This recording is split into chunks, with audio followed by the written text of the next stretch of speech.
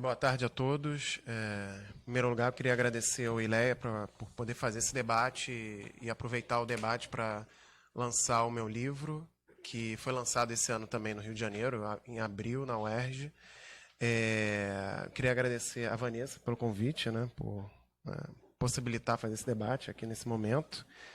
Para mim é particularmente importante porque eu estou chegando agora no Rio Grande do Sul. Estou chegando agora na URGS, então estou conhecendo um pouco, inclusive, a universidade e a cidade, né? Não por acaso essa semana eu tive na região da Cruzeiro, ontem, aliás, né? Num protesto que teve lá dos moradores que estão sendo removidos, da rua Silva Paz, que foi uma rua que teve várias demolições e tal, né? E aí eu queria agradecer também ao Marcelo, enfim, que trouxe a turma dele em peso, né, para poder participar do debate, e que por estar apoiando também essa iniciativa. A minha exposição hoje, eu vou tentar ficar o mais próximo possível do que está no livro, para vocês entenderem um pouco do que foi a pesquisa, né, embora atualmente eu esteja fazendo várias inflexões em relação ao que eu discuti, né, que está no livro, né, mas acho que é interessante apresentar alguns dos pontos fundamentais, centrais da pesquisa, né? Só para situar um pouco vocês, eu fiz essa pesquisa entre 2009 e 2012, continuei um pouco em 2013, e logo após o doutorado também continuei acompanhando um pouco esse cenário, embora as emoções já tinham diminuído significativamente no caso do Rio de Janeiro, né? Mas eu costumo afirmar que o grosso das emoções ocorreram entre 2009 e 2012, né? Eu vou tentar argumentar por que isso se deu dessa forma, né?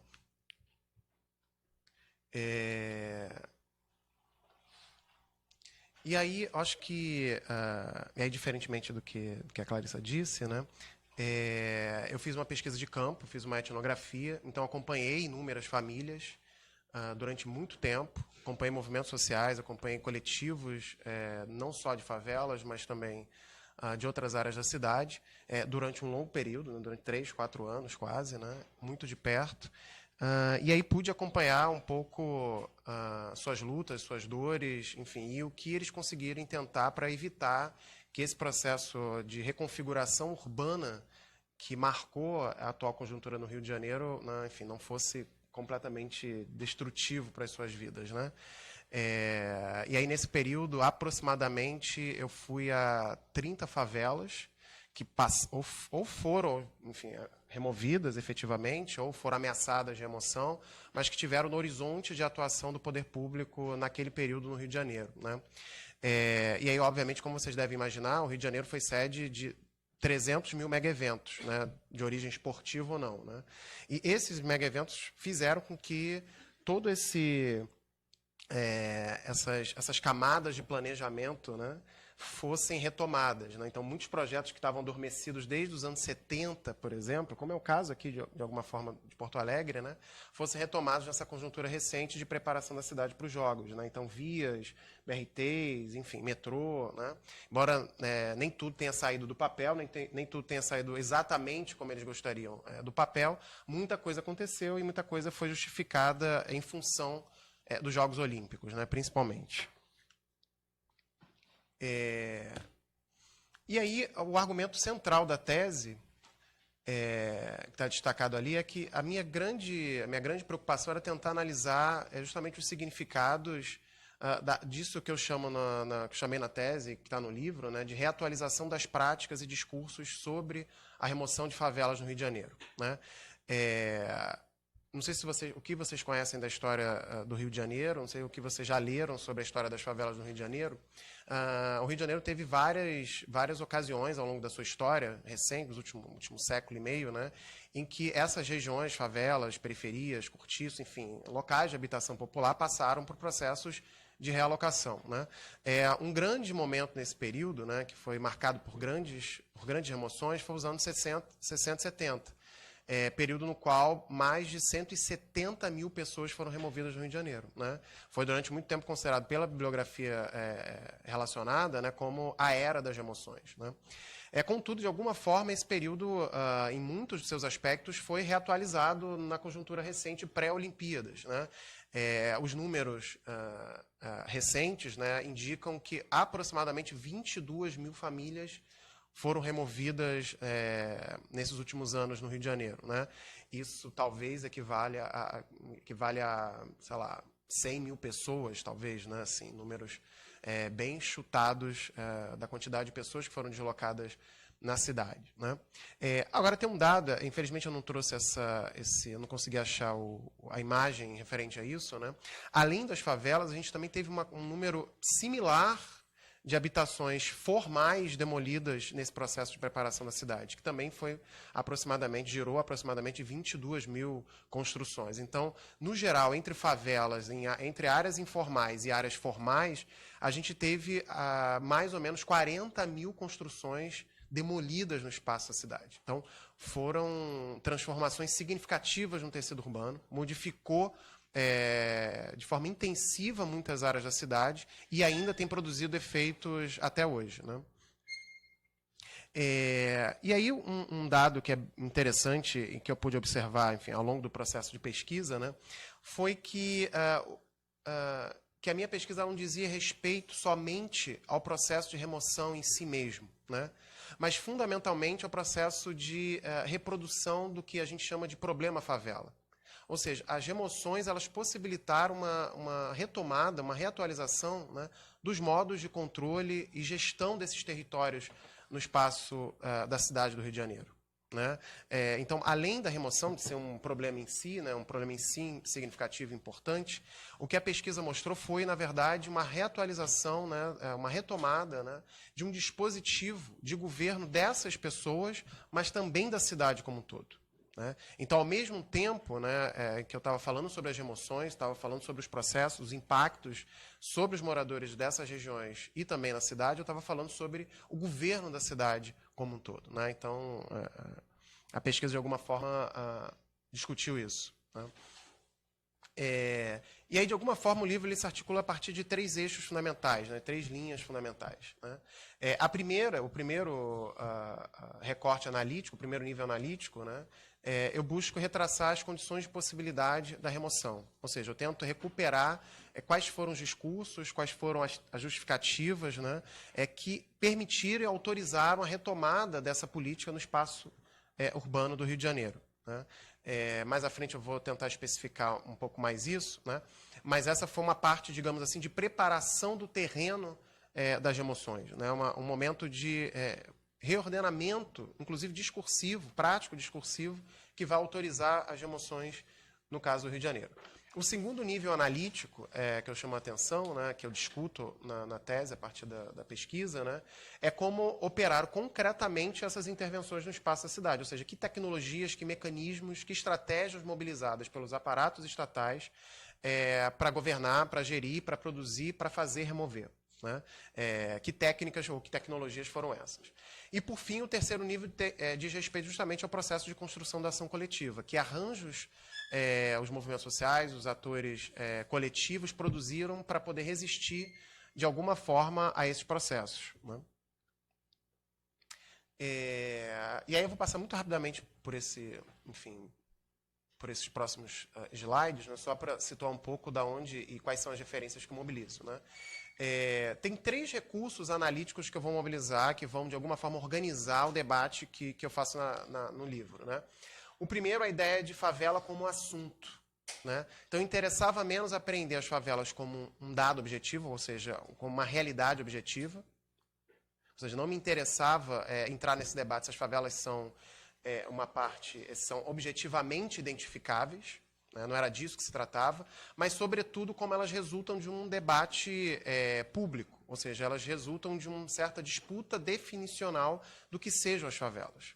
Então, interessava recuperar justamente esses debates, esses discursos que produzem a favela. Né? E não entrar no mérito se a favela existe enquanto tal, se ela é uma realidade objetiva nesses termos. Né? Por que eu fiz essa discussão? Né? Porque, enfim, tem até hoje, inclusive em muitas pesquisas, né, tentativa de definir objetivamente o que seja a favela. Favela são aglomerados subnormais, favelas são áreas com parca ou insuficiente infraestrutura. Favelas são locais onde existem violência, onde a violência de alguma forma se organiza. Né? Isso são todos dados relevantes, são todos dados que dizem respeito às favelas, mas eu acho que eles não nos permitem compreender exatamente como a favela se estrutura como um assunto público. Por que ela demanda tanta atenção, pelo menos no caso do Rio de Janeiro. Eu não conheço ainda bem a história urbana da cidade de Porto Alegre, mas no Rio de Janeiro, favela sempre foi um assunto que organizou o debate público na cidade, sobre os destinos da cidade. Né? Por isso que, de alguma forma, esses processos foram tão importantes em conjuntura recente. Né? Um segundo recurso analítico que organiza o livro, né, a pesquisa, tem a ver justamente com o plano da historicidade, ou seja, a variação conjuntural. Né? Eu tento compreender como, se de alguma forma as emoções não são uma novidade no espaço, na história da cidade do Rio de Janeiro, no espaço urbano do Rio de Janeiro, eles também não se organizam a partir das mesmas justificativas. Né? Há outras justificativas que são mobilizadas, diferentemente daquela dos anos 60 e 70, para remover. Embora muitos dos elementos presentes nesses processos sejam similares. Você tem um contexto de sentido que mudou profundamente e cabia investigar que contexto de sentido era esse, que fazia com que as emoções fossem ressignificadas, né? Em conjuntura recente, pré-Olimpíadas, né? Pelo menos. O segundo recurso analítico que eu mobilizo é a noção de gramática e repertório. Né? Então, ali me interessava entender a elaboração, principalmente do prefeito, mas também, enfim, de articulistas dos principais jornais da cidade, né? Não exatamente como uma retórica abstrata. Ou seja, aquilo que eles diziam, produziam aquilo que eles diziam. Né? Então, a fala produzia mundo. Ao falar, esses atores produziam aqueles cenários nos quais eles atuavam. Né? Então, não eram só palavras jogadas ao vento, eram palavras que produziam mundos, produziam relações, produziam efeitos concretos na realidade de certas populações e da cidade como um todo. Né? Então, a ideia de gramática, de repertório, me ajudou a organizar essa produção normativa, discursiva desses atores, principalmente dos atores institucionais. Né? E é justamente nesse momento que há o que eu chamo no texto, na tese, no livro, de inflexão no problema favela. Né? De novo, né? Havia uma certa, no debate público, inclusive acadêmico, né? A ideia de que as emoções tinham sido superadas como modo de atuação estatal nesses territórios. Né? O que a minha pesquisa vai mostrar é que justamente essa possibilidade de intervenção estatal nesses territórios vai ser retomada de uma maneira importante, né, que vai reconfigurar boa parte da cidade do Rio de Janeiro. Né?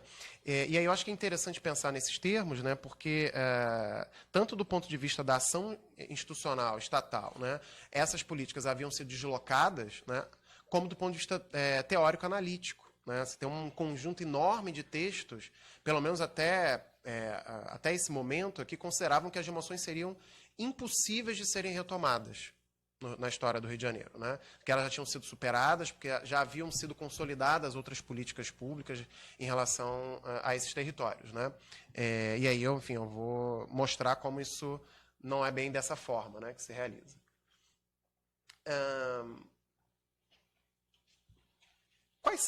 Quais seriam, né, os fundamentos práticos dessa inflexão nessa conjuntura recente da cidade do Rio de Janeiro? Né? Como vocês bem conhecem, o Rio de Janeiro é marcado justamente pela imagem da violência urbana. Né? Você fala em Rio de Janeiro, imediatamente vem à cabeça violência. Né? É uma marca, é um estigma que é difícil se descolar, né? Mesmo quando você se desloca, sai da sua cidade de origem. Né? E é justamente por isso que ele se torna algo importante a ser considerado, e eu tornei isso algo a ser considerado, importante a ser considerado na minha pesquisa. Né? Como alguns de vocês devem conhecer um pouco da cidade do Rio de Janeiro, né? A violência, ou a dita violência urbana, ela se transforma no principal problema urbano da cidade a partir dos anos 80. Né? E dali em diante passa a organizar boa parte das práticas institucionais, as tomadas de posição pública de diferentes atores, né? E reorientar significativamente a trajetória dos seus diversos moradores. Né? Então, nesse sentido, a violência urbana ela marca, né? E vai marcar significativamente essas trajetórias e vai marcar significativamente, inclusive, boa parte das pesquisas. Né? Hoje, quem trabalha com sociologia urbana no Rio de Janeiro trabalha basicamente com violência, e violência em suas diferentes facetas, né? Só que o que eu vou chamar atenção na minha pesquisa de tese, né, observando, recuperando esses discursos, recuperando mudanças institucionais legais, né, e fazendo a pesquisa de campo, né, é que há uma mudança significativa a partir dos anos 2000. Né? Há um esforço de diferentes atores em retomar esse debate sobre as emoções como uma modalidade, uma possibilidade de reordenamento do que eles chamavam de caos urbano. Né? Então, para pensar esse novo reordenamento, as favelas foram retomadas justamente, ou a possibilidade de sua remoção, foram retomadas justamente para poder pensar esse reordenamento. Né? Então, você tem um conjunto de iniciativas legislativas, judiciais, né, ligadas principalmente à ação do Ministério Público, né, e dos grandes jornais para estimular o debate e estimular a ação estatal relacionadas às emoções. Né? Você tem uma série que ficou famosa na época na cidade, produzida pelo jornal Globo, né, chamada Ilegal e Daí, né, que era uma série que discutia todos os problemas urbanos da cidade, né, que se resumiam basicamente à existência das favelas. Então, o grande mal do caos urbano no Rio de Janeiro eram as favelas, resumidamente. Né? O debate se resumia dessa forma. Né? E aí, nesse momento, o Ministério Público ele, determina que a prefeitura remova 15 favelas de uma região da zona oeste da Barra da Tijuca, né? Depois eu vou mostrar, tem um mapa que mostra um pouco a região, né? Que ocupava uma área considerada de preservação ambiental, só que a prefeitura não remove, justamente porque a posição do prefeito à época, que é inclusive o pai do presidente da Câmara dos Deputados, né? Não era pela remoção. Né? Então, ele bateu o pé, falou, não vou remover, no meu governo não vai haver remoção. Né? De fato, a política, na época do governo dele, era a urbanização, né? Fundamentalmente. O que vai mudar esse quadro de maneira significativa vai ser justamente a eleição do ex-prefeito Eduardo Paes, que governou a cidade por 2 mandatos. Né? O Eduardo Paes ele tem uma trajetória ligada às remoções na época que ele era subprefeito, não sei se existe essa divisão administrativa aqui em Porto Alegre, mas ele era como se fosse um administrador regional de um determinado pedaço da cidade. Né? E ali ele chegou a remover 5 favelas, e aí, quando ele vai para o governo, né, ele já tinha um pouco essa expertise, ele já tinha um pouco essa experiência, né, em relação às favelas da região que ele administrou, e pôde reorientar toda a prefeitura, todo o aparato administrativo da prefeitura em direção a um projeto amplo de remoções. Né? E aí o meu argumento fundamental é que a eleição dele criou as condições de possibilidade para que a remoção fosse retomada como modo do Estado gerir esses territórios. Né? Não à toa, né, um primeiro momento do governo dele, ele vai preparar o terreno, ele vai criar todo um debate público, ele vai aos jornais, né, falar sobre isso. Por que não podemos remover as favelas? Por que as favelas se transformaram num tabu? Né? Então ele usa esse recurso, a ideia de tabu, para poder justificar uma política de remoção de favelas em conjuntura recente, no século XXI, né? E efetivamente vai empreender um programa de remoção de favelas. Né? No final do primeiro ano de governo dele, ele lista, né, a Secretaria de Habitação lista 119 favelas que deveriam ser removidas até o ano de 2012. Né? Isso equivalia, na época, acho que aproximadamente 40 mil pessoas. Né? Era a primeira vez em 40 anos que um programa efetivamente assumido publicamente é produzido no âmbito da Prefeitura do Rio de Janeiro. Né? Ou seja, uma iniciativa estatal que se achava superada, tanto política quanto academicamente, retomava com força. Né?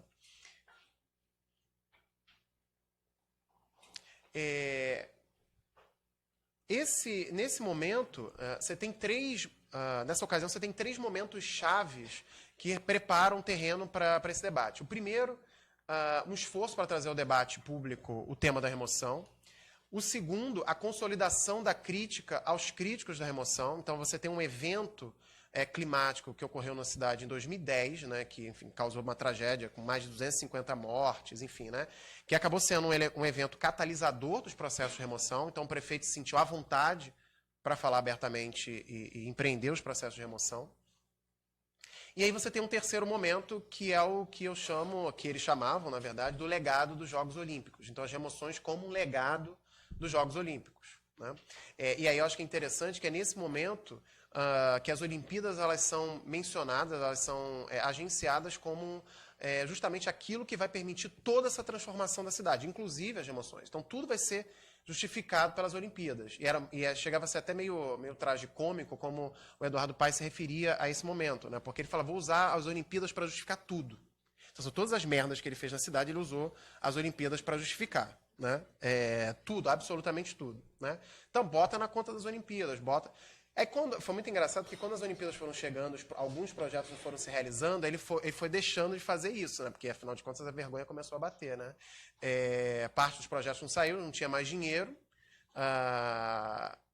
E aí, a própria imagem dele, que tinha, enfim, outros interesses, inclusive ser governador do estado, estava ficando, enfim, arranhada, né?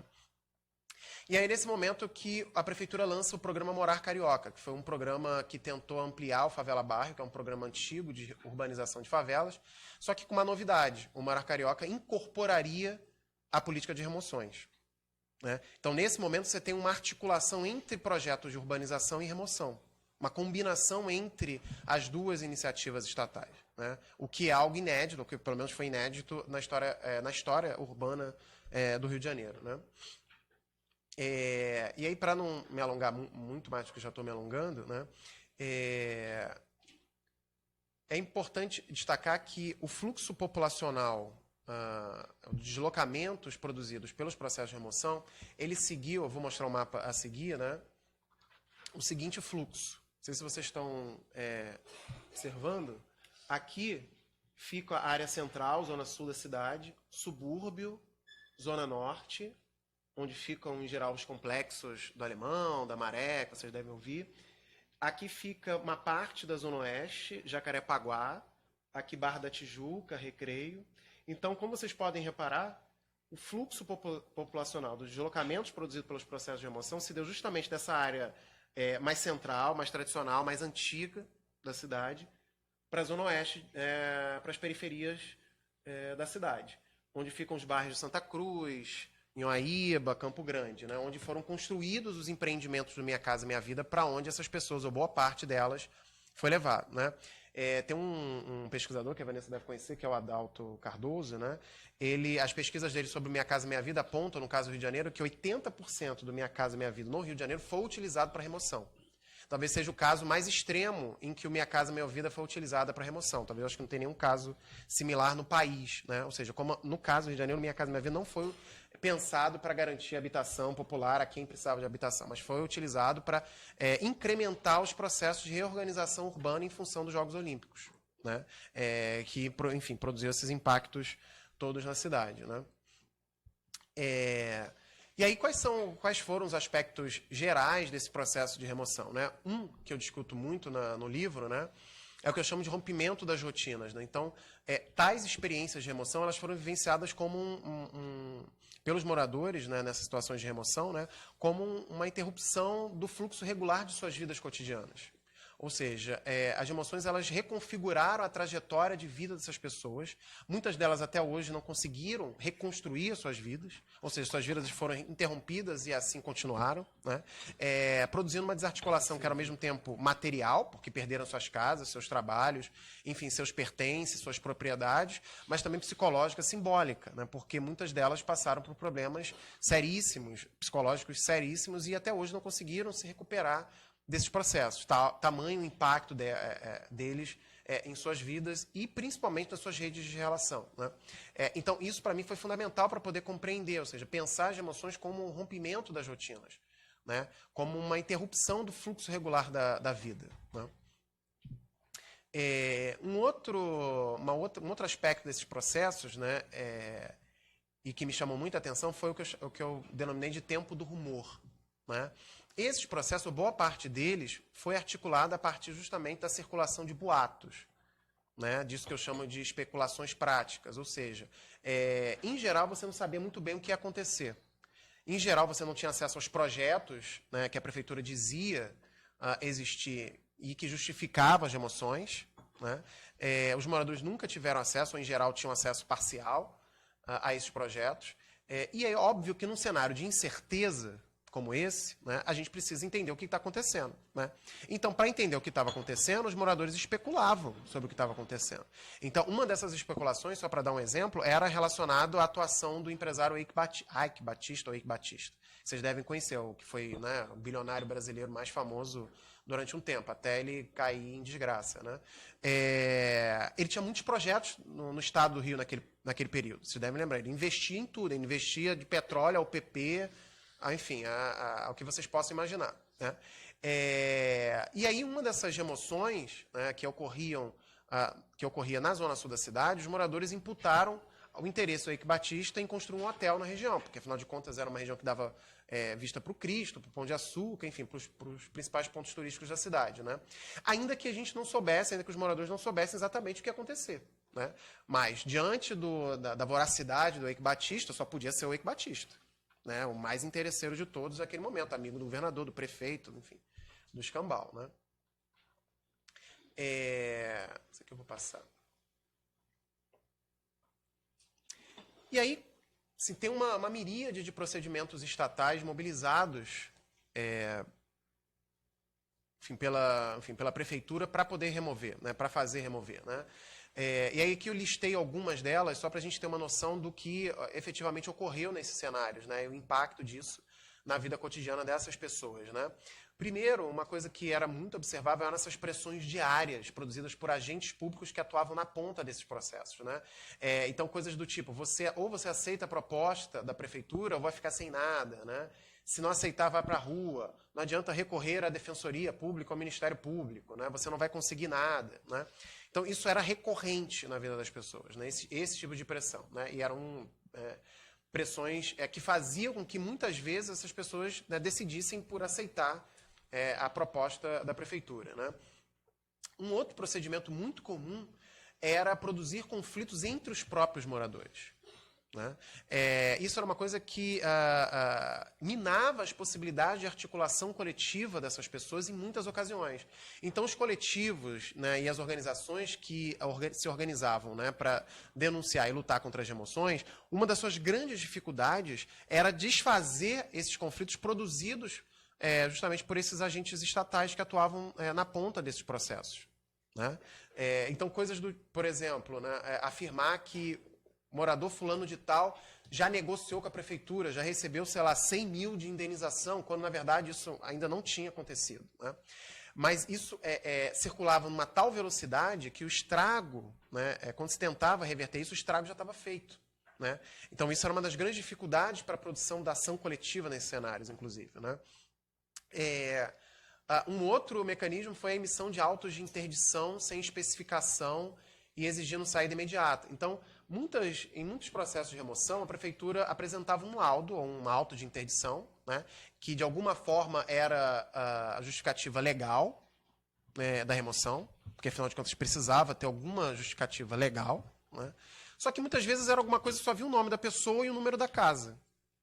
Não havia exatamente a explicação de por que aquela casa deveria ser retirada. Né? Então, os moradores também não sabiam por que estavam saindo, por conta dessa opacidade desses documentos, dessas práticas. Né? Um outro procedimento também muito comum foi essa falta de identificação dos agentes públicos. Né? Era muito recorrente nesses cenários de remoção, né, circular um conjunto muito diferente e diversificado de pessoas. Né? O que, por si só, já gerava uma certa inconformidade por parte dos moradores. Afinal de contas, quem são essas pessoas estranhas que estão circulando aqui onde eu moro? Né? Que até ontem eu não sabia quem era. Né? Isso valia principalmente para os agentes públicos, né? Que não vinham identificados, você não sabia se era da Secretaria de Habitação, se era da região administrativa, se era da prefeitura, se era, enfim, né, miliciano, enfim, não sabia de onde era. Né? Isso, mais uma vez, gerava um estado de ansiedade, né, generalizado entre os moradores, né, de tensão muito grande, porque, afinal de contas, você não sabe quem é que está andando ali na porta, está batendo na sua porta, inclusive. Né? Falta de acesso aos projetos a partir dos quais as remoções são justificadas, isso eu já falei. Demolições sem compensação financeira. Isso, pelo que eu entendi, é que isso tem acontecido, né? Várias remoções ocorreram sem compensação financeira. Isso no Rio aconteceu durante um bom período. Ou seja, retirava essas pessoas, prometia-se a elas que elas receberiam um valor X e elas não recebiam imediatamente, né? Então, essas pessoas iam literalmente para a Rua da Amargura, porque elas não receberam a tempo qualquer valor que seja para poder encontrar um novo imóvel para morar. Muitas delas acabavam indo para casa de parentes ou amigos até que a prefeitura resolvesse efetivamente pagar os valores prometidos, né? Ou, enfim, ou dar o imóvel prometido, no Minha Casa Minha Vida, por aí vai. Destruição de casas geminadas como forma de pressão. Então, enfim, quem conhece favela ou já foi vilas, né? Porque, enfim, eu falo favela porque é muito comum falar favela no Rio de Janeiro, né? Vocês são mais acostumados com o termo vila, né? Quem conhece uma vila, uma favela, sabe como as habitações muitas vezes são construídas muito próximas, coladas umas às outras, né? Então, uma das formas de pressão do poder público para retirar essas pessoas era justamente destruir ou parcialmente, né, ou totalmente, uma casa que ficava ao lado, ou abaixo, ou acima, né?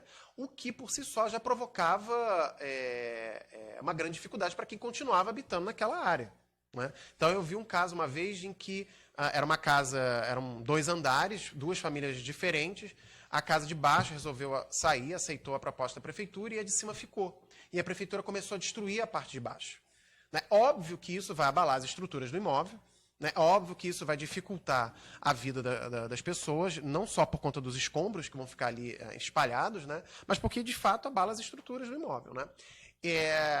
Isso acontecendo recorrentemente fez com que muitas pessoas, obviamente preocupadas com a sua própria vida, desistissem de continuar se mobilizando e saíssem, né? Outras eram mais teimosas, né? E continuavam morando mesmo em condições muito precárias, né?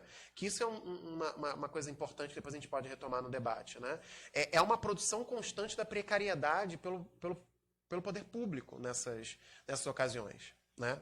É uma forma, inclusive, não só de pressionar para que essas pessoas saiam, mas é uma forma, inclusive, de governar os pobres urbanos, ou seja, produzir precariedade, tornar a vida dessas pessoas cada vez mais precárias, inviabilizar que elas vivam em determinadas regiões da cidade. Às vezes não se remove diretamente, mas se remove indiretamente, tornando a vida completamente impossível de ser vivida naquelas localidades, né? Uma dessas maneiras de tornar a vida impossível de ser vivida nessas regiões era cortar ou limitar o acesso aos serviços públicos, né? Então, cortar o serviço de eletricidade, de água, isso aconteceu muitas vezes, né, em muitas ocasiões. Porque imagina, quem que vai conseguir viver num lugar que não tem acesso à água, à energia elétrica, a transporte, a todos os serviços básicos necessários para que a gente possa continuar vivendo adequadamente, né? Então, isso era uma das formas. E uma outra forma que era muito comum, que era essa de deixar os escombros das demolições nos locais, né? Criar um terreno de inviabilidade, literalmente, né? Quando eu fui ontem lá, um dos moradores estava alegando justamente isso, né? Que esse terreno de inviabilidade, por exemplo, favorecia a criação de insetos peçonhentos, cobras, baratas, ratos, sei lá, mas, enfim, essas pragas horrorosas aí da vida urbana, né? Imagina, quem quer viver numa casa em que qualquer momento pode entrar uma cobra, sei lá, um escorpião, né? Enfim. E aí são umas imagens de como ocorreram essas remoções. Isso foi na Vila Autódromo, que foi um caso que vocês devem conhecer, que foi um caso famoso. Até hoje, uma parte dos moradores, né, ficou lá. Isso foi um caso desses de demolição sem compensação, a um casal de idosos, enfim, que quando eles tinham saído, voltaram para casa, a prefeitura tinha demolido a casa deles. Isso é um pouco o cenário da destruição, e essa foto, quando eu tirei, eu queria justamente dar essa ideia, dessa dimensão, né, da destruição, né, e o que ficava para trás desse processo. Agora, não foi só a tragédia, não foi só a tristeza, né? Muitas pessoas tentaram se articular, tentaram mobilizar e efetivamente conseguiram interromper muitos desses processos de remoção. Nem todos se realizaram, né? Eu acredito até que se não fosse por esse processo de articulação, né, de mobilização, as remoções teriam sido muito maiores do que foram, né? E já foram muito grandes, já foram significativas, né, em termos quantitativos, né? E aí boa parte dessa mobilização girou em torno desses 3 coletivos de referências, né? O Conselho Popular, que era formado por lideranças moradoras de favelas, a Pastoral de Favelas da Igreja Católica, que foi recuperada e retomada, né, teve a sua atuação recuperada justamente nesse período, e o Núcleo de Terras e Habitação da Defensoria Pública, uma instituição estatal, inclusive. Né? Então foram esses 3 coletivos, né, ou a partir desses 3 coletivos, né, do arranjo produzido por eles, que uma ação coletiva, uma mobilização foi possível ser constituída contra as remoções. Né? Agora tem um dado interessante que eu consegui capturar ao longo da pesquisa, né? E eu acho que isso aqui eu já ouvi, inclusive das pesquisas feitas em Porto Alegre sobre os processos aqui em Porto Alegre, né? Que parte dessas pessoas removidas, elas não eram necessariamente contra as obras ou contra os processos de intervenção, né? Mas elas eram contra a forma como isso era feita. Né? E a forma como isso era feito, né, necessariamente era atravessado por processos violentos, por um lado, e por outro, por isso que eu chamo de desqualificação moral, ou seja, um conjunto específico de ofensas e humilhações cotidianas pelas quais essas pessoas passavam. Né? Então não bastava só remover, né? Se removia humilhando as pessoas, né? Reduzindo a própria capacidade, o próprio autorreconhecimento delas enquanto cidadãs. Né? Isso, para mim, foi fundamental para pensar justamente como se organizou a crítica a esses processos por parte desses moradores. Né? Não tanto as emoções em si, tomadas em si mesmo, que eram, obviamente, um problema, né? Nem todo mundo queria sair da sua própria casa, né? Mas principalmente pela forma de tratamento dirigida a essas pessoas. Né? Em geral, violenta e, em geral, desqualificadora. Né? Que reduzia a própria dignidade dessas pessoas. Né? Que eu vou passar. Isso aqui foi uma situação ocorrida na zona oeste da cidade, em 2010. E aí, se vocês repararem, o pesquisador está aqui, entre a polícia e os moradores. E aí tem. Esse foi um caso bem intenso, porque foi um pouco diferente do que estava acontecendo no restante da cidade. Foi um caso de reintegração de posse. E que foi bem violento. Enfim, não consegui colocar o vídeo aqui, mas se vocês procurarem Vila Taboinha, vocês vão encontrar vários vídeos da investida da polícia. Aqui só um dado, enfim, acho que só para citar isso, foi uma situação de remoção em que a Marielle atuou. Ela foi uma interlocutora desse processo. Então, ela ajudou a mediar junto à prefeitura, junto à justiça, naquele momento. Porque ela atuou nesses processos de remoção também. Que foi um protesto ocorrido, acho que, na casa do prefeito, acho que em 2012, se eu não me engano.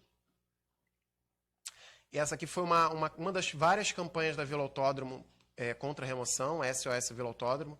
A campanha As Remoções Têm Rosto, a ideia era mostrar quem morava, né? Afinal de contas, aqui moram pessoas que têm histórias. Não são coisas que se removem, ou lixo, como eles se referiam, que se jogam daqui para lá. Né? E aí a última campanha deles, a Viva Vila Autódromo, Rio Sem Remoções, que foi uma mobilização que durou uns 2 anos.